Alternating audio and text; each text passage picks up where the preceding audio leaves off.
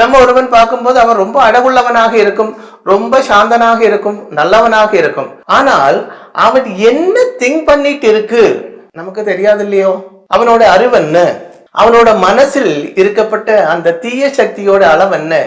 எல்லா மனுஷன்லேயும் கடவுளும் இருக்காங்க, பிசாச்சும் இருக்காங்க. அதாவது அசுரனும் இருக்காங்க, தேவனும் இருக்காங்க. சகல மனுஷருக்குள்ளே அது இருக்குது. அப்போ இந்த தோஷங்கள் செய்யப்பட்டவர்களே அந்த பைசாஜிக சக்தி, டெவில் எஃபெக்ட், ஈவில் எஃபெக்ட் அவதான் அதிகமாகவே இருக்கும். அவன் தான் தோஷ பலங்கள் அதிகமா பண்ணுவாங்க. சல்கர்மங்கள் பண்ணப்பட்டவங்க, சாரோபதேசம் பண்ணப்பட்டவர்கள் எல்லாம் அவர் சாத்விகன்மாராக இருக்கும். அவர்ல இருக்கப்பட்டவதெல்லாம் தெய்வீகமாக இருக்கப்பட்ட அம்சம் வளர்ந்திருக்கும்.